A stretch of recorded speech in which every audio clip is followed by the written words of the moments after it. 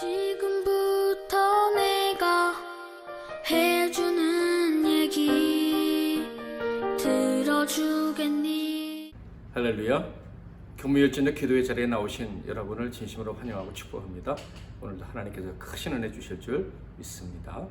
오늘 하나님께서 주시는 말씀은 구약성경 창세기 42장 29절부터 43장 14절까지 말씀이 되겠습니다. 구약성경 창세기 42장 29절부터 43장 14절까지 말씀 중에서 오늘은 제가 14절만 읽어드리도록 하겠습니다. 전능하신 하나님께서 그 사람 앞에서 너희에게 은혜를 베푸사 그 사람으로 너희 다른 형제와 베냐민을 돌려보내게 하시기를 원하노라. 내가 자식을 잃게 되면 이르리로다. 아멘. 오늘은 얽힌 실타래가 풀리는 때, 얽힌 실타래가 풀리는 때라는 제목으로 하나님 말씀을 상고하겠습니다. 요셉의 형들이 고향으로 돌아왔습니다. 비록 야곱의 둘째 아들 시몬은 애굽의 감옥에 갇혀 있었지만 그래도 곡식을 사올 수는 있었으므로 가나안 땅에서 기다리던 가족들은 굶주림을 면할 수 있었습니다. 이 말인즉슨 야곱의 아들들이 애굽에 갈 때의 원래 목적은 달성했다라는 말이기도 합니다. 곡식을 사러 갔다가 곡식을 사왔으니 성공한 것이 아니겠습니까? 그런데 그 성공에도 불구하고 그들에게는 기쁨이 없었죠. 오히려 그 반대였습니다. 그들의 가슴에는 천근만근의 쇠덩이가 얹혀져 있었을 거예요. 만약에 기근이 곧 끝날 것 같은 희망이 보였다면 그나마 좀 나았을지도 모르겠습니다. 그러나 그 기근은 쉽게 끝날 것 같지 않았습니다. 즉 식량을 구하려면 또다시 애굽에 가야 한다는 말이죠. 그런데 문제는 다시 애굽에 갈 때에는 아버지가 생명처럼 아끼는 베냐민을 데리고 가야 한다는 것입니다. 지금 시몬이 애굽에 갇혀 있는 것도 마음이 힘든 이유였는데 이제 또다시 식량을 구하러 갈 때는 베냐민을 데리고 가야 된다. 이것이 그들을 힘들게 했습니다. 베냐민을 데리고 간다는 것이 정말 큰 문제라고 아버지가 걱정하시는 것, 그것은 틀리지 않은 것이었어요. 그 이유는 그들이 오는 길에 짐을 풀어보았을 때 그 짐에 그들이 지불했던 돈이 그대로 있었기 때문입니다. 즉 그들은 돈을 내지 않고 곡식을 가지고 온 자들, 곧 도둑으로 여겨질 것이 분명하기 때문이었습니다. 그러므로 곡식을 구하러 애굽으로 돌아간다면 시몬도 구하지 못하고 베냐민도 위험해질 것이고 남은 가족들은 결국 보호자 없이 버려지게 될 수도 있겠다라고 생각을 하니 사온 곡식으로 배를 채우면서도 그들은 기뻐할 수가 없었던 것이에요. 하나의 문제가 해결이 되었지만 더 큰 문제가 그들 앞에 놓여 있어서 해결된 문제로 기뻐할 수 없는 것이 그들의 상황이었다, 이런 얘기예요. 그런데 여러분, 이런 일을 우리 신자들도 종종 겪는다는 거 여러분 아십니까? 하나의 문제가 해결되면 더 큰 기쁨이 있을 것이다 라고 생각을 하고 행동을 합니다. 그런데 문제가 해결이 되면 더 큰 문제가 발생을 해서 그 문제가 해결될 때 기뻐할 수 있으리라 했던 그 예상이 완전히 빗나가는 경우가 왕왕 있다 하는 거예요. 정말로 원하는 것을 얻기 위해 기도도 했고 노력도 했습니다. 그런데 결정적인 순간에 악마와 손을 잡은 경우도 있어요. 그러면 그들은 참으로 불행한 마음을 가지고 시간을 보낼 수밖에 없어요. 원하는 것을 손에는 쥐었지만 마음은 지옥이다, 이런 거예요. 자, 예를 들어서 그 원하는 것이 쌀이었다고 합시다. 그 쌀을 씹을 때 어떨까요? 악마와 손을 잡고 그래서 더 큰 문제에 봉착하게 된 사람은 그 원하던 쌀을 얻어서 그 흰 쌀을 씹지만 돌을 씹는 것 같은 고통을 느끼게 될 것입니다. 요셉의 형들은 자신들의 상황이 너무 힘들었어. 그 힘든 상황을 아버지께 설명을 합니다. 아버지, 우리가 얼마나 힘든지 아세요? 하면서 말이죠. 그들은 분명 옛날에 요셉을 팔한 그 죄에 대한 값을 치른다라는 생각을 가지고 있었어요. 그렇지만은 아버지께는 그것을 철저히 감추고 자신들이 힘든 이유만을 설명을 했어요. 자신들이 이렇게 어렵게 힘들어할 수밖에 없었던 이유는 바로 정탐꾼이라고 억울한 누명을 썼기 때문이다 라는 것이죠. 또 한 사람의 자료에서 돈이 나온 것 때문에 우리가 이렇게 힘들다, 우리가 위기에 봉착하게 된 것이다 라는 말씀을 드린 거예요. 그리고 거기에 하나 더 붙였죠. 무엇보다 베냐민 때문이다 라고 얘기를 한 거예요. 거꾸로 말하면 베냐민만 데리고 간다면 그래도 문제가 해결될 수 있습니다 라고 얘기를 한 것이죠. 33절 34절을 볼까요?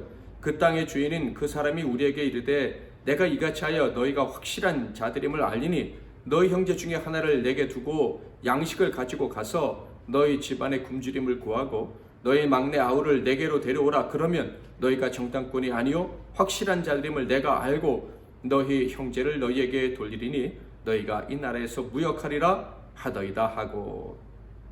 자, 여러분, 이 말씀에서 무엇을 느낍니까? 이 말씀 속에는 분명 아버지에 대한 원망도 섞여 있는 느낌이 들지 않습니까? 애초에 아버지가 편애하지 않았었더라면, 그래서 애굽에 우리가 내려갔을 때 베냐민도 같이 갈 수 있도록 해주셨더라면 이런 일은 없지 않았겠습니까? 라는 원망이 포함되어 있는 거예요. 그런데 하나님은 어떻게 하셨어요? 요셉을 통해서 그들이 더 이상 베냐민 핑계, 아버지 핑계를 대지 못하게 했습니다. 베냐민이 그때 안 갔었기 때문에 이런 문제가 생겼습니다. 베냐민을 데려가면 해결될 수 있습니다 라고 말하고 그들이 갖고 온 짐을 다 풀기 시작하자 이런 일이 벌어졌어요. 35절 각기 자루를 쏟고 본즉 각 사람의 돈뭉치가 그 자루 속에 있는지라 그들과 그들의 아버지가 돈뭉치를 보고 다 두려워하더니. 모든 말씀을 드린 후에 곡식 자루들을 다 풀어보는데 그 모든 자루에 다 돈이 들어있는 거예요. 아버지 입장에서는 아들들을 의심할 수도 있는 상황이 벌어졌다 하는 거예요. 사실 그들은 확실한 자들이 아니지 않습니까? 믿을 만한 사람들이 아니지 않습니까? 평생 아버지를 힘들게 하는 사람들이었습니다. 거짓말하는 사람들이고 약속도 쉽게 어기고 사람을 막 죽일 수 있는 그런 악한 사람들이었어요. 그러니 아버지가 볼 때 야, 정말 너희들이 정직하게 물건을 사왔느냐 라는 생각을 할 수 있도록 상황이 만들어지고 만 것입니다. 그러자 그들은 더 이상 베냐민을 핑계댈 수가 없었어요. 그러므로 아버지가 이렇게 외치실 때 그들은 더 이상 말을 할 수가 없었습니다. 아버지가 뭐라고 말합니까? 36절 그들의 아버지 야곱이 그들에게 이르되 너희가 나에게 내 자식들을 잃게 하도다. 요셉도 없어졌고 시몬도 없어졌거늘 베냐민을 또 빼앗아 가고자 하니 이는 다 나를 해롭게 함이로다. 아버지의 말이 틀리다고 반박할 수가 없어요. 그러자 베냐민 큰아들이 놀라운 말을 합니다. 37절 르우벤이 그의 아버지에게 말하여 이르되 내가 그를 아버지께로 데리고 오지 아니하거든 내 두 아들을 죽이소서 그를 내 손에 맡기소서 내가 그를 아버지께로 데리고 돌아오리이다. 처음으로 아버지를 원망하는 것이 아니라 모든 문제에 대한 핑계를 대는 것이 아니라 자신이 책임지겠다라는 말을 아들 중에서 한 사람이 한 것입니다. 만약 베냐민을 데리고 돌아오지 못한다면 내 아들들로 그 값을 대신 치르겠습니다. 놀라운 제안이죠. 이기적이고 기회주의자였던 이 르우벤이 자기 희생을 선택했다는 것, 이건 참으로 놀라운 일입니다. 그런데 사실 이 정도로는 아버지의 마음을 움직일 수가 없었어요. 할아버지가 어떻게 자신의 손자들을 해할 수가 있겠습니까? 그러므로 야곱의 대답은 흔들리지 않았습니다. 38절 야곱이 이르되 내 아들은 너희와 함께 내려가지 못하리니 그의 형은 죽고 그만 남았음이라. 만일 너희가 가는 길에서 재난이 그에게 미치면 너희가 내 흰머리를 슬퍼하며 서울로 내려가게 함이 되리라. 아버지의 이 말씀 이후로 아들들은 아무 말도 할 수가 없었습니다. 양식이 떨어져 가고 있었지만 위기감은 점점 고조되고 있었지만 그들은 아무 말도 할 수 없고 아무 행동도 할 수가 없었습니다. 그 위기 상황이 극한에 다르자 아무도 말을 못하고 있을 때 결국 아버지가 입을 열어 이야기를 하십니다. 43장 1절 2절 그 땅의 기근이 심하고 그들이 애굽에서 가져온 곡식을 다 먹음에 그 아버지가 그들에게 이르되 다시 가서 우리를 위하여 양식을 조금 사오라. 아버지가 이 말을 했지만 사실은 실현될 수 있는 말이 아니었습니다. 아마 이 말을 하는 아버지 야곱도 알았을 거예요. 그러나 너무 힘들었기에 대책 없이 한 말이라고 할 수가 있겠습니다. 자, 그렇지만 이 말은 헛되지는 않았어요. 왜냐하면 이 말 때문에 다시 자식들이 말을 할 수 있는 용기를 얻었기 때문입니다. 야곱이 말을 꺼냈으므로 그 말씀에 넷째 아들 유다가 대표로 대답을 했습니다. 3, 4, 5절이죠.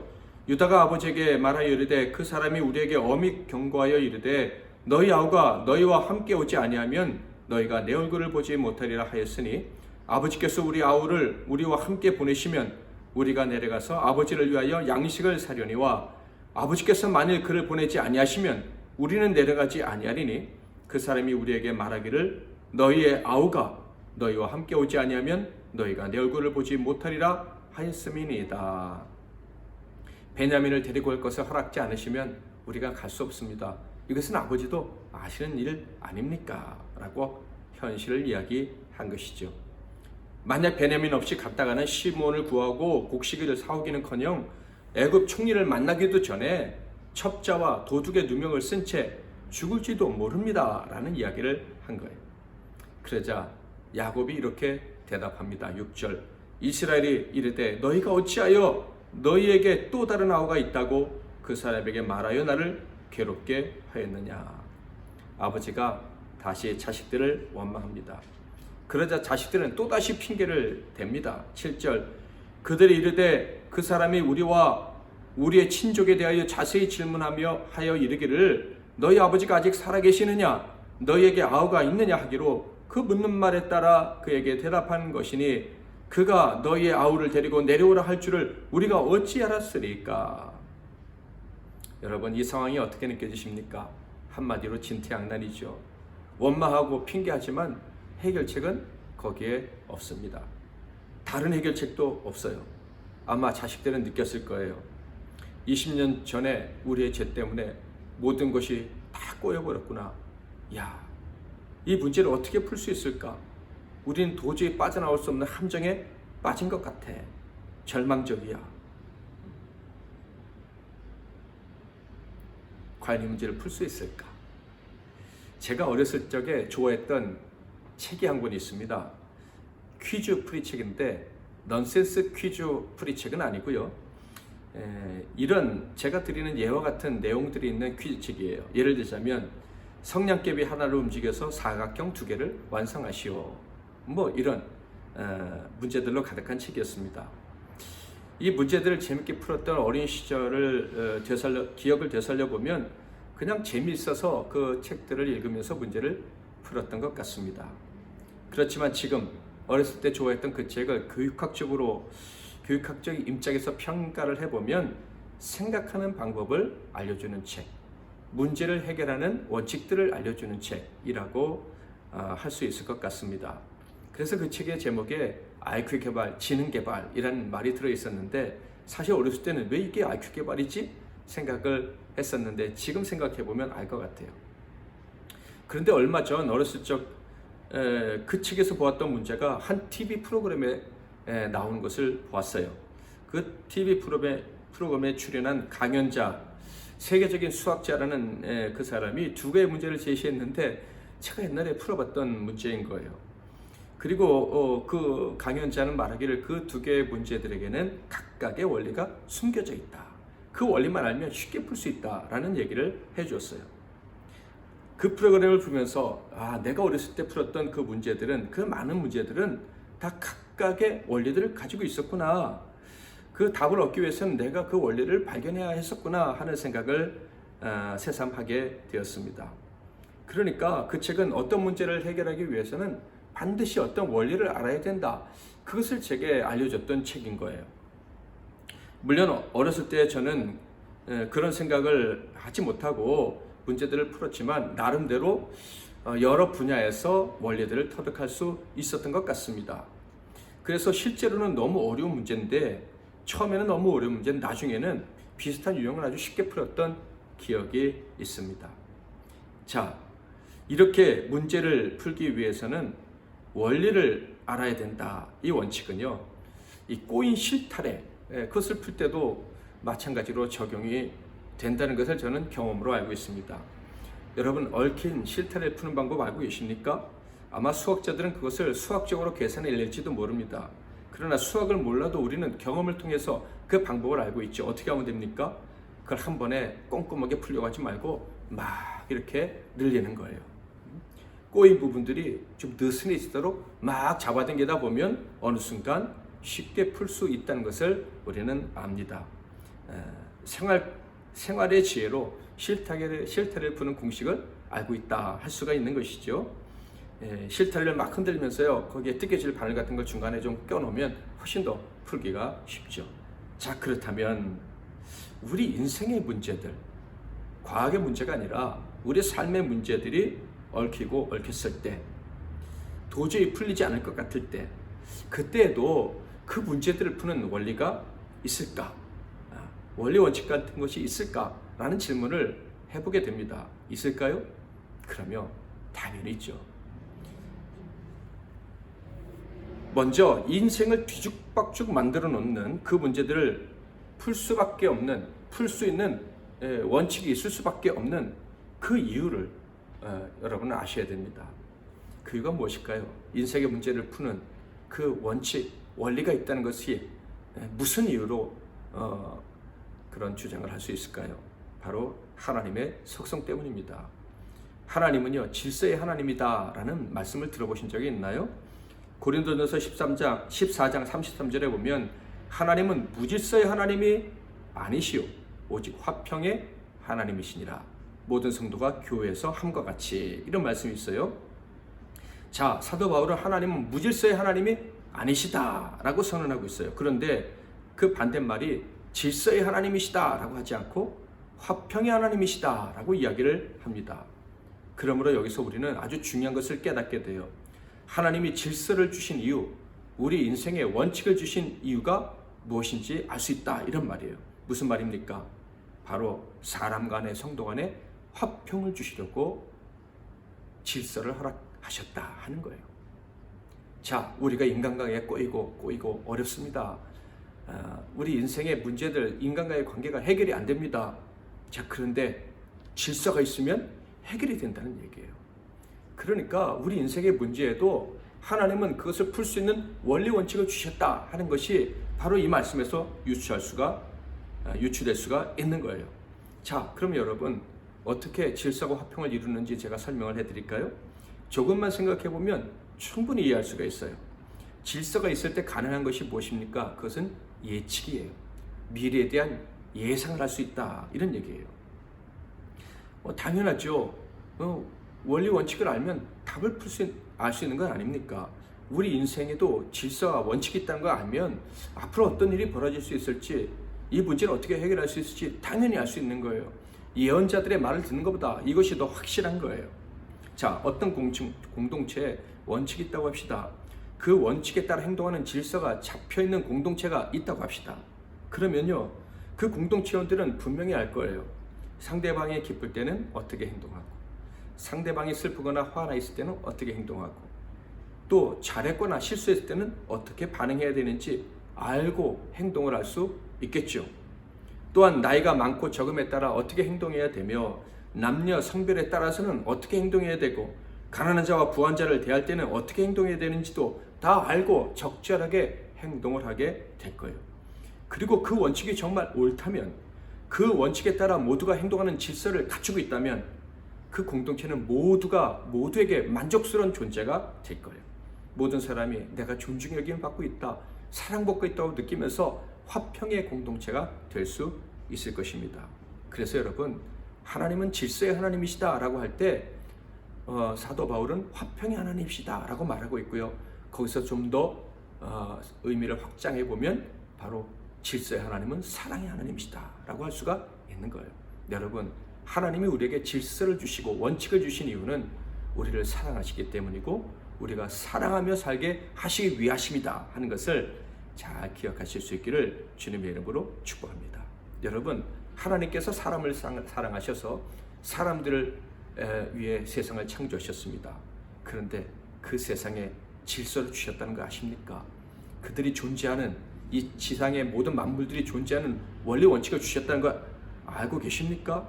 원칙이라고 부를 수 있는 그 질서를 다 부여하셨어요. 왜 그러셨을까요? 사랑하게 하시려고, 자연과 만물이 그리고 사람이 서로 화평하게 하시려고 질서를 주신 거예요. 그러므로 사랑의 하나님, 질서의 하나님은 같은 의미입니다. 그러므로 하나님 만드신 이 자연의 원리, 자연의 원칙과 질서를 안다면요, 우리는 자연과도 화평하면서 살아갈 수 있어요. 예를 들어 볼까요? 바다에서 폭풍우에 맞닥뜨렸습니다. 바람이 어느 정도의 세계로 불고 파도가 어느 정도의 높이로 일 때 배의 각도를 어느 정도로 하면, 그리고 배의 속도를 어느 정도로 하면 절대 침몰될 일이 없다라고 원칙을 안다면 파도가 일어나고 바람이 불어도 뱃성은 원망할 일이 없고 두려워할 일도 없을 거예요. 파도를 타겠죠. 실제로 우리 사람들의 역사는요, 이런 자연 속에 있는 원리를 파악해 나가는 역사라고 해도 과언이 아닙니다. 과학의 역사가 그런 것이죠. 이렇게 하나님이 심으신 질서, 원리들을 발견해 가면서 사람들은 보다 안전할 수 있고 보다 풍요로워질 수가 있었습니다. 즉 자연을 두려워하거나 어리석게 숭배하는 대신에 자연과 즐겁게 동거할 수 있게 되었다, 이런 얘기죠. 만약 이런 원리들을 발견하지 못했다면 우리 인생들은요, 매번 자연을 두려워하거나 숭배했을 거예요.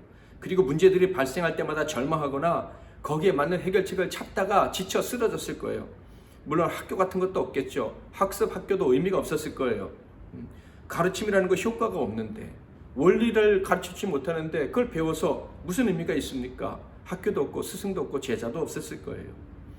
세상이 배운 대로 돌아가지 않으니 스승과 제자, 학교는 전혀 필요가 없었을 것이다.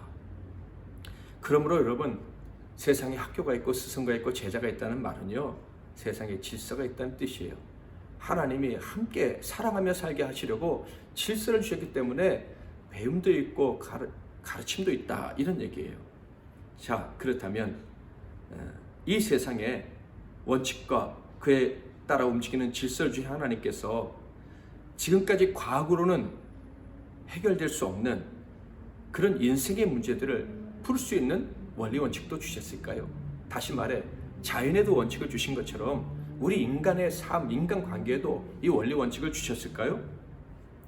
주셨다면 어떤 것을 원리 원칙으로 제시해 주셨을까요? 오늘 말씀은요, 얽히고 설켜서 도저히 해결될 수 없을 것 같은 우리의 문제를 해결할 수 있는 원리를 주셨다 하는 것을 우리에게 분명히 보여주고 있어요. 야곱의 집에 엄청난 혼란이 찾아오지 않았습니까? 대기근의 때 굶어 죽지 않을 수 있는 기회는 잡았어요. 한 번의 기회를 잘 잡고 그래서 한 번의 위기를 넘겼습니다. 그런데 흉년이 그치지 않았죠. 계속된 위기가 찾아옵니다. 잘하면 넘길 수도 있을 것 같아요. 그런데 조건이 있었죠. 애굽에서 무사히 곡식을 사올 수 있어야 한다는 거예요. 그런데 그 애굽에서 곡식을 사오기까지 넘어야 될 난관이 너무 많은 거예요. 그리고 아무리 생각해도 넘을 수 없을 것 같아요. 아버지는 자식들을 원망하고 자식들은 핑계를 대고 있어요. 아무도 답이 없으니까 원망과 핑계가 그 집안에 가득했다. 옛날 20년 전에 지은 죄부터, 요셉이 태어날 때, 아버지가 결혼할 때부터 이 집안에 있었던 문제가 이제는 완전히 얽히고 완전히 꼬여서 도저히 넘을 수 없고 모든 가문이 다 굶어 죽을 수밖에 없을 것 같은, 아니면 애굽에서 다 처형을 당할 수밖에 없을 것 같은 그런 상황에 봉착했다 하는 거예요. 이 문제를 어떻게 해결할 수 있을까요? 하나님께서 이런 난관에 봉착했을 때 해결할 원리를 주셨을까요? 놀랍게도 오늘 본문에는 그 문제의 해결책 원리가 제시되고 있다는 거예요. 성경을 볼까요? 8절 9절. 유다가 그의 아버지 이스라엘에게 이르되 저 아이를 나와 함께 보내시면 우리가 곧 가리니 그러면 우리와 아버지와 우리 어린 아이들이 다 살고 죽지 아니하리이다. 내가 그를 위하여 담보가 되오리니 아버지께서 내 손에서 그를 찾으소서. 내가 만일 그를 아버지께 데려다가 아버지 앞에 두지 아니하면 내가 영원히 죄를 지리이다. 앞서 르우벤은요, 자기 아들들의 생명을 걸었었어요. 그런데 지금 넷째 아들 유다는요, 다른 사람의 생명이 아니고 자기의 생명입니다. 그런데 그 생명이 아니라 영혼이라고 하는 게 더 맞아요. 영원한 죄인이 되겠다, 이런 얘기예요. 베냐민을 데리고 갔다가 데려오지 않으면 제가 영원한 책임을 지고 영원한 죄인이 되겠습니다. 이런 엄청난 말을 한 거예요. 여러분, 이 말은요, 유다는 그 말 하는 순간 그 의미가 뭔지 알 거예요. 우리 38장에서 살펴보았듯이 유다는 이미 집을 떠난 적이 있었어요. 아버지 집. 그것은 가나안을 떠나는 것이고요. 하나님의 언약 안에서 살던 삶에서 도망한 것을 말해요. 그래서 그는 이방 여인과 결혼하는 끔찍한 죄를 범했죠. 그리고 얼마나 비참한 삶을 살았었습니까? 그는요, 아버지 집, 하나님의 은총, 하나님을 경외하는 삶에서 멀어지는 것이 얼마나 저주스러운 것인지 피부로 경험하고 알고 있는 사람이에요. 창세기 37장부터는요, 요셉의 이야기가 쭉 나와 있어요. 그런데 37장에 요셉이 팔려나간 다음에 바로 38장에는요, 이 유다의 집안이 얼마나 비참했는지를 자세히 설명해주고 있어요. 유다 가족의 비참한 역사가 창세기 38장 한 장에 다 기록되어 있다, 이런 얘기예요. 거기에 무슨 내용이 담겨져 있는지 여러분은 들어서 아실 거예요. 하나님의 은혜에서 멀어진 자가 얼마나 비참하게 되는지, 얼마나 큰 저주를 받는지 그것을 알려주고 있다 하는 얘기예요. 그래서 유다는 알고 있어요. 하나님의 은혜에서 멀어진 자, 그가 얼마나 비참한지. 그런데 지금 그가 뭐라고 말하고 있어요? 아버지, 제가 아버지와 약속을 어기면, 즉 베냐민을 데려왔다가 데려오지 못하면 그 영원한 저주를 받겠습니다. 내가 그 비참한 인생이 뭔지 아는데 저 그렇게 비참하게 살겠습니다. 제가 책임질 테니 아버지, 저를 한번 믿어주시고 베냐민을 보내주시면 안 되겠습니까? 그런 얘기를 하는 거예요. 여러분, 유다가 달라졌습니다. 과거 자신이 살기 위해 동생을 팔았던 그때 유다와는 지금 완전히 다른 거예요. 자기 혼자 좀 잘 살아보겠다고, 죄책감 없이 살겠다고 아버지 집을 떠나고 이방 여인과 결혼할 때 그때의 모습과는 완전히 달라져 있어요. 그는 분명 확실한 자, 정직한 자, 믿을 만한 자, 그런 하나님이 기뻐하시는 자로 살아가고 싶은 마음이 분명히 그 안에 있는 것, 그것을 우리는 발견할 수가 있습니다. 언제부터인지는 모르지만 그는 집에 돌아와서 아버지 곁에 살면서 새로운 삶을 살고 싶은 사람이 된 것이 분명합니다. 아버지의 언약, 하나님의 언약으로부터 멀어지는 것이 얼마나 비참한지 알고 그 언약에 매여서 살고 싶은 사람으로 변해 있는 것이 분명해 보입니다. 할아버지의 기도, 아버지 기도가 하나님께 상달된 결과인지도 모르지요.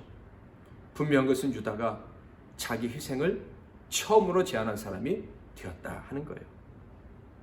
예수님이 우리 모두를 구원하기 위해서 자신을 온전히 희생하셨던 것처럼 예수의 조상 유다가 자기 가족을 살리기 위해 자기 희생을 제안한 거예요. 모든 것이 얽혀 있을 때 자기 희생을 제안했는데 유다는 몰랐지만 그것이 얽힌 실타래를 푸는 열쇠였습니다. 그러자 도저히 움직일 것 같지 않았던 아버지, 영혼의 자식들만 원망하시고 돌아가실 때까지 베냐민만 끌어안고 계실 것 같았던 아버지가 이런 말씀을 하시는 거예요. 11절부터 13절. 그들의 아버지 이스라엘이 그들에게 이르되 그러할진대 이렇게 하라. 너희는 이 땅의 아름다운 소산을 그릇에 담아가지고 내려가서 그 사람에게 예물로 드릴지니 곧 유향 조금과 꿀 조금과 향품과 모략과 유향나무 열매와 감복숭아이니라. 너희 손에 갑절의 돈을 가지고 너희 자루 아귀에 도로 넣어져 있던 그 돈을 다시 가지고 가라. 혹 잘못이 있었을까 두렵도다. 내 아우도 데리고 떠나 다시 그 사람에게로 가라. 베냐민을 데리고 가고 뿐만 아니라 애굽 총리의 마음을 풀어줄 방법까지 아버지가 자세히 제안해주고 있어요. 자신의 재물까지 내어준 것이죠. 그리고 더 놀라운 말씀을 하셨어요. 14절. 전능하신 하나님께서 그 사람 앞에서 너희에게 은혜를 베푸사 그 사람으로 너희 다른 형제와 베냐민을 돌려보내게 하시기를 원하노라. 내가 자식을 잃게 되면 이르리로다. 이게 무슨 말입니까? 자식을 잃게 되면 이르리라 라는 말은 어떤 자식을 잃을 각오를 했다는 말입니까? 바로 베냐민. 자기 생명보다 더 소중히 여겼던 베냐민을 잃겠다. 유다야, 너 희생하지 않아도 돼. 내가 희생할 거야. 이런 말씀을 하신 거예요. 유다뿐만 아니라 다른 모든 자식들을 위해서 내 생명보다 소중하다고 여겼던 베냐민을 내어놓겠다. 이런 말씀을 하신 거예요. 무슨 말씀입니까? 아버지도 그토록 이기적인 것처럼 보였던 아버지도 자기를 희생하기로 결정을 하셨다는 말이죠. 여러분, 이 장면을 상상해 보세요. 여러분 눈에 보이는 것이 있습니까? 저는 이 야곱의 말을 들으면서 아들들이 이랬을 것 같아요. 평생 하늘로 얼어붙어 있었던 그 마음들이 녹아내렸을 것 같아요. 마음이 녹아내리면서 눈에서는 눈물이 고였을 것 같고, 그리고 가슴 속에서는 됐다, 이제 우리가 살 수 있을 것 같아 하는 희망이 생겨났을 것 같다.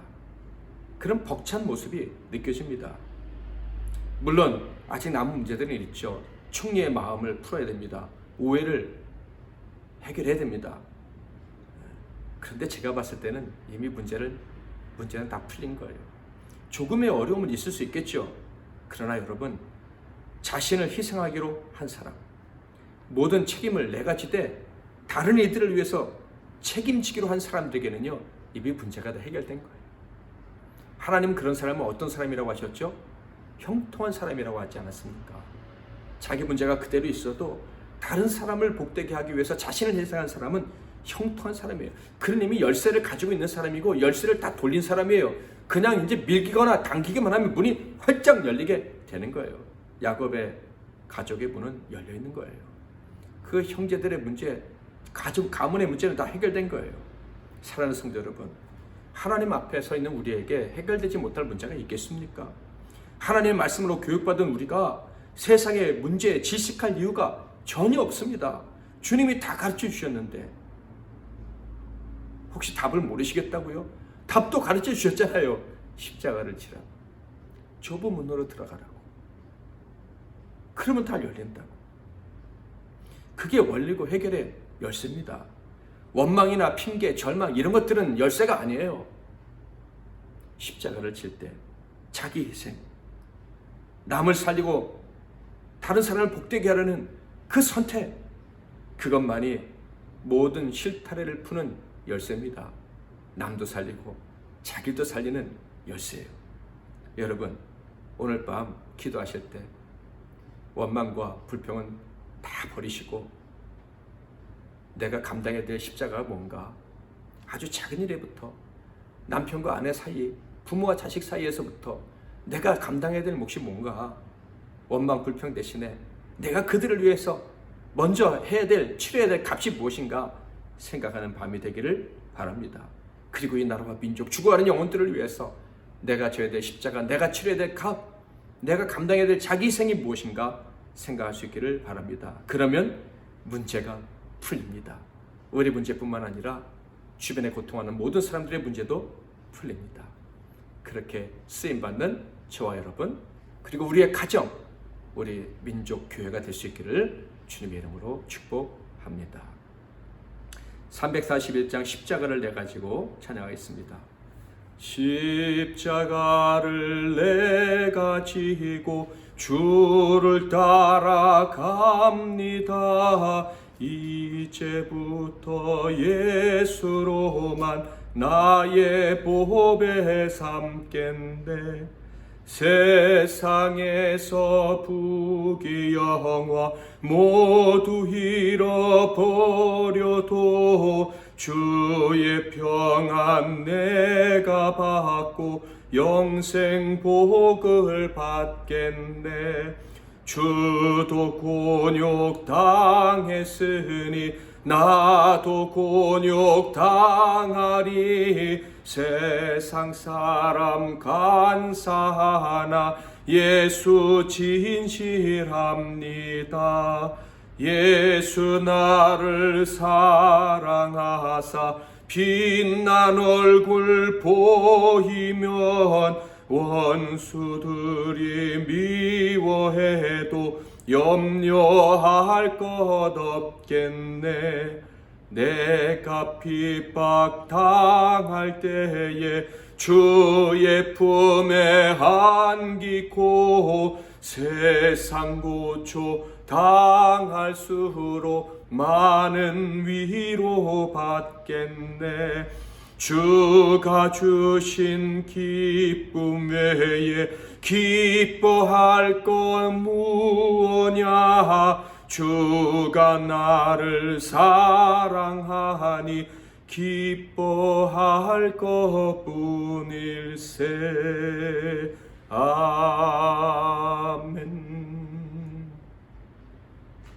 아멘. 우리 기도 제목을 드리겠습니다. 첫째로는 우리 삶에 얽히고 섞인 실타래 중에서 풀리지 않은 실타래는 아무것도 없을 줄 믿습니다. 작은 일에서부터 자기 희생을 실천하는 자, 십자가를 지는 자가 되어서 모든 문제들을 하나님이 원하시는 질서대로, 하나님이 정하신 원칙대로 풀 수 있는 의인의 삶을 살도록 도와주세요 라고 기도하겠습니다. 둘째로는 십자가를 모르고 창조의 원리도 알지 못해서 함정에서 빠져나오는 모든 일들을 구원하옵소서. 심지어 하나님을 아버지로 모시는 주의 백성들 가운데서도 주님의 원리를 거절하고 세상 원리를 자꾸 추구해서 하나님 자녀답지 못하게 살아가는 우리 교우들을 하나님 건져달라고, 속히 이 땅의 빛과 소금으로 살아갈 수 있도록 도와달라고 기도하겠습니다. 세 번째로는 우리 가족과 이웃이, 또 민족과 세계 열방이 그 하나님의 영광, 우리를 살리시고 구원하시는 하나님의 영광을 보게 해달라고 기도하고요. 또 살아가는 교우들을 위해서 선교사님들, 또 선교사님들의 가족들, 우리 한 선교사님과 또 일본의 선교사님, 우리 선교사님들이, 부모님들이 지금 다 요양원에 계신데 와보지도 못하고 힘들어하고 계시는데 그분들을 불쌍히 여겨달라고 기도하겠습니다. 이 나라와 특히 교회 지도자들을 위해서 기도해 주시고요.